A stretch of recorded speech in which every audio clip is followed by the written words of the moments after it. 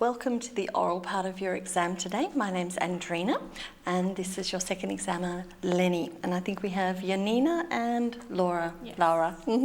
Good. Okay, we have three parts of the exam. Part one is small talk on a discussion, part two presentation, and part three a discussion. And we'll start with part one. If you'd like to look at the document that I've given you and turn the page, you'll find the task sheet for part one. Just spend a few seconds looking at the topic, which is studying together with others, and we'd like you to talk with each other about your experience of studying together with others and how you approach it. Okay, when you're ready, please begin. Okay, so I personally like studying with others because maybe there's a topic that you know or something you don't know, and if you talk to a different person, maybe the person can tell you something that you don't know yet, and you can just combine your knowledge. I like studying with others very much because I think it's a lot more fun if you're alone in your room and you have to read all the books. I think it gets very boring sometimes. So I like very much to be with others, and also you can maybe take a break from time to time and just share your knowledge, and it can be a fun time as well. It doesn't have to be all studying.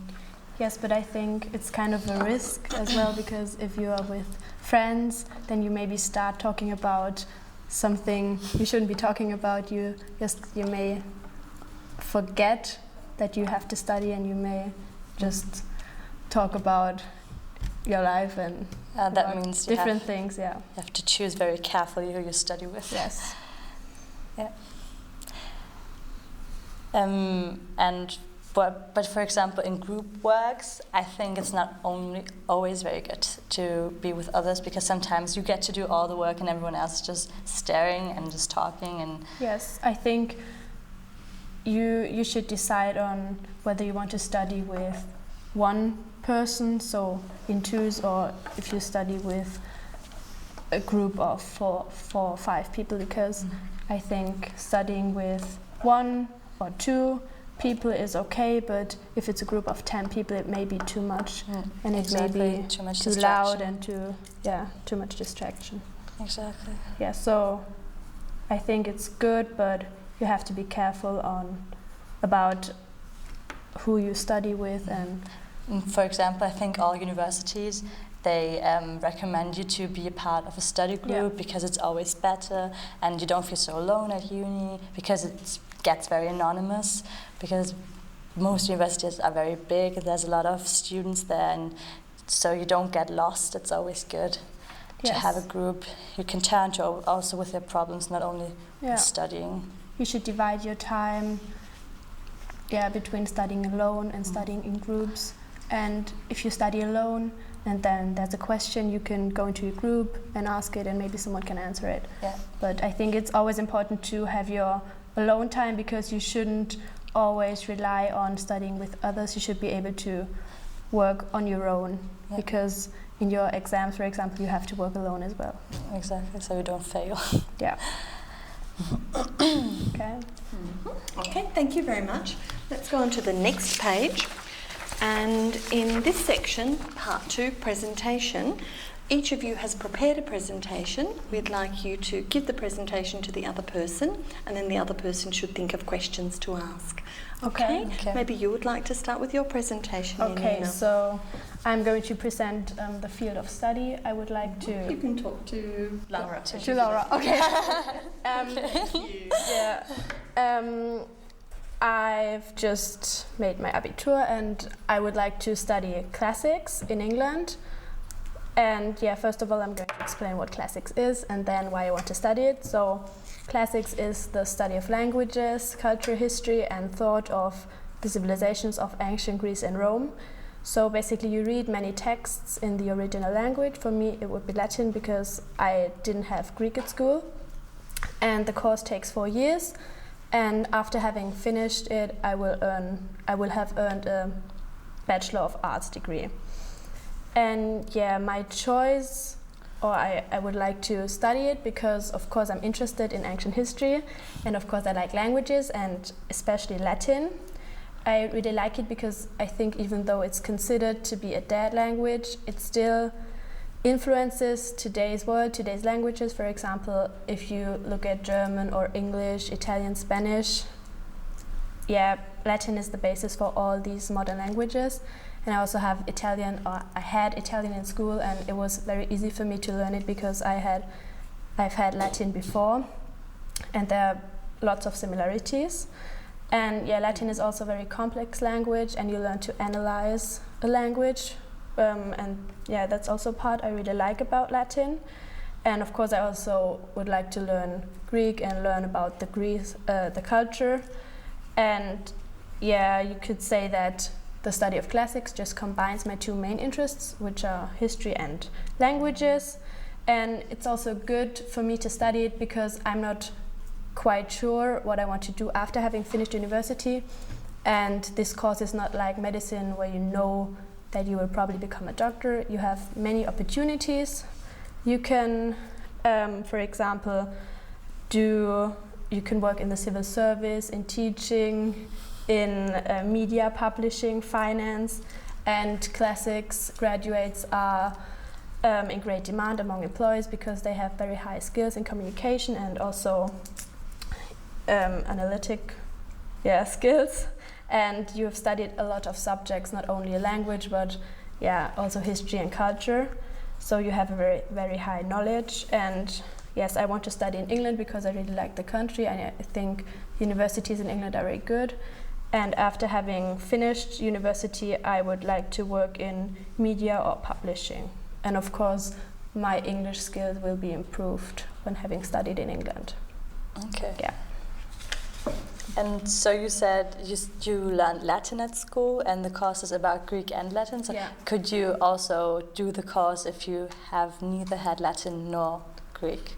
Yes, there are also courses for people who haven't had Latin or Greek in school. So you start from the beginning, and at some point you will be at the same level that a person who has had Latin or Greek before is now. So and is it also a 4-year course then? Yeah, it's a 4-year course. Okay. And you can also do classics with a modern language, for example Italian, and then you can spend a year abroad, for example. Would be a lot. I mean, you said it's about arts and languages and history, so you have to do a lot of courses apparently. So I think maybe another modern language might be a lot for that. Yeah. Okay. I have a question. You said that classics graduates are very well sought after in all different types of fields, government. Can you talk a little bit about the particular skills that you're offering? You talked in brief about it, but talk a little bit more at length. Why do these type of employers want classic graduates? Okay, maybe because if you study classics, you learn to maybe combine your knowledge of history, ancient history, with issues that affect that we have in our today's world. So I haven't studied it, so I don't know, but I think it's always good to be able to have if you, for example, read Latin text, they deal with a lot of problems we also have today, and they deal with questions, for example, slavery, that's not a very up-to-date topic, but you can still always link it to topics that are issues today. So, good. Thank you very much. Laura, would you like to give your presentation now? I will give my presentation about my field of study as well. And first of all, I will tell you something about what it actually is, and then, of course, why I chose it. And so my field of study will be French and Italian. It's a course based on ancient and also modern literature in both languages, French and Italian. And it will also be translation from and into English language from French and Italian. And it's a 4-year course and includes 1 year abroad in an either Italian-speaking or French-speaking country. And after the 4-year course, I will have earned the Bachelor of Arts degree as well, like the classics course. And the reason I chose it is because I've always loved languages. I grew up in a bilingual household, and I was raised with Hungarian and German. And I've also had a great fascination for for languages and just different cultures, and I've always enjoyed getting to know different countries.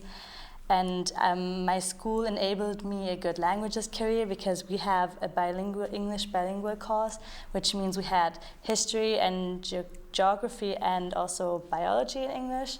And that helped me a lot to extend my vocabulary. And I think that just the fact that we also teach French and Latin at our school, and also Italian, which is a very unusual language because most schools teach Spanish instead of Italian, and I think that made it more interesting for me, so I of course picked it at once, and I loved it and I enjoyed it very much, and I even spent half a year in Rome, and I really liked the language and the culture experience there. And I got to know a lot of Italian people, and I just loved how they think and how they do things, even though they are sometimes a bit slow and like to be late. But I just enjoyed it very much, and it made the course very attractive to me, also because we live right next to the French border, and I've been to Strasbourg a lot of times, and I enjoy the French language a lot, the savoir-vivre. I just love it very much, and I think that this course would be perfect for me. And now that I can even study it in England, which I will be doing, starting this fall, I think that this is the perfect opportunity for me to combine all three languages, so French, Italian, and English. And I hope that after the 4-year course, I will be perfect at all three languages. And yeah, I hope to work for the European Union someday, but you never know what will happen, so we'll see about that. Okay, good, thank you. Maybe Janina, could you ask some questions? Okay, so you want to study French and Italian in England, so don't you think maybe that'll be a bit too much? So how do you think you will manage to do all this? Well, I think my English is quite good at the moment, so I can talk to people without any problems, and I think living there and being surrounded by English-speaking people will help me to get an even bigger vocabulary, and that I think will help me a lot with translating things into French or Italian or into English from the very language. And I think, of course, it will be a lot at the beginning. I mean, everything's new, you're in a new country, there's new people, you have to get used to everything. But I'm willing to work hard, and I think it will work. And if not, then we'll see what I will do. Okay. Do you know where you want to spend your year abroad yet? Or? Since I've already been to Italy for half a year, I think I might go to a French-speaking country, and I would very like to go to Brussels because I've been there on holiday twice last year, and I liked it very much. And there's the European Parliament as well, which makes it even more attractive for me. So I think if I can, I will go either to Brussels, or my parents really want me to go to Paris, but yeah, it's in my 3rd year, so I still have time to decide where I want to go. Okay. I have one question. You talked about one career option. What other options are there for you with a career with such a qualification? I could become a teacher, having studied languages, of course. I could go and teach at schools in England, and if I come back to Germany, I would have to pass a test, and I can also teach in Germany. And then I could become a Dolmetscher or just a translator. And if I do a small master's degree or something like that in, for example, economics, I could also work for any company in England that I think if you speak multiple languages, they would like to take you because they think that you have high qualifications and that you would be an enrichment for their company. Good, thank you very much. If we could turn the page now, and you'll see the task for part 3, the discussion. In this section, we'd like you to have a look at the picture and the statements. Just take a few seconds to think about it, and then as soon as you're ready, please start talking about the topic, your opinion, different points of view.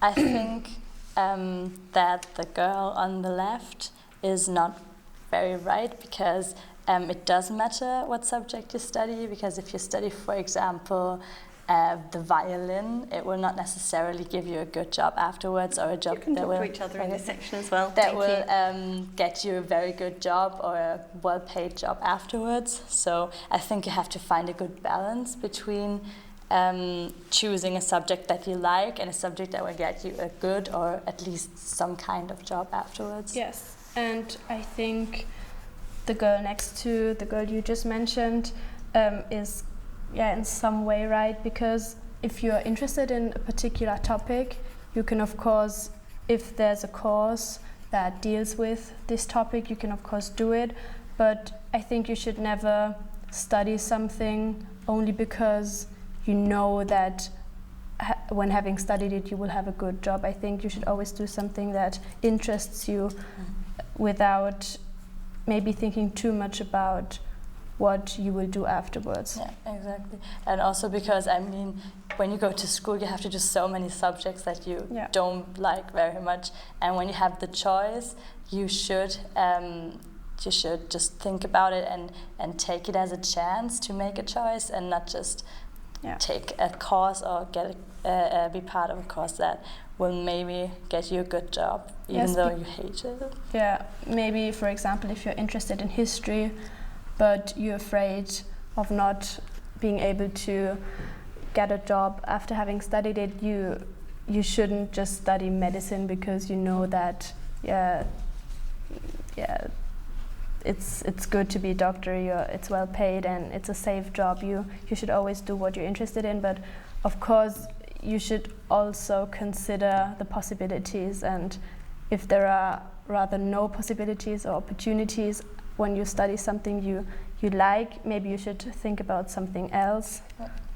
And And I think if you study something that you don't want to study 100%, you automatically put less effort into it.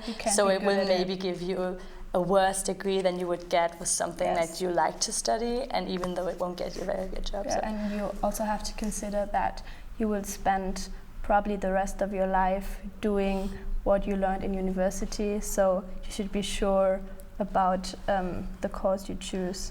I mean, you can still change a course or do a different master's degree, but still it's wasted time. Yeah, exactly. If you take a course that you don't really want to do and you realize that after 3 years of studying, it's not worth anything. Yes, and I think if you decide to do something, you should always try to do it. You shouldn't just give up only because you feel like you don't like it. Yeah, I think so as well.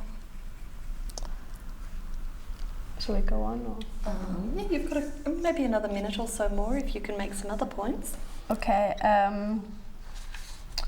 The girl on the left says that any qualification will get you a job. I think she could be right, but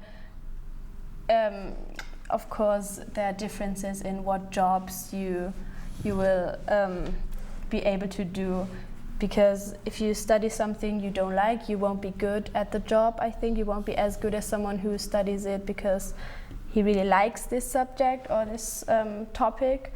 So you of course have to be sure about the jobs you can do afterwards. So because I think everyone wants to do a job he or she is good at, and that's also important. And you just never know what life will bring you. I mean, it doesn't mean that maybe because you study in Germany that you will stay here for the rest of your life. Maybe the degree you earned here won't be worth anything in another country where you will have to go at some point. Yes. And you should maybe do what you like. To the other state. That's actually fine now. Okay. Thank you very much. That's the end of the examination. Thank you for coming, and you'll receive your results in a few weeks as soon as they're ready. Thank you. Thank you very much.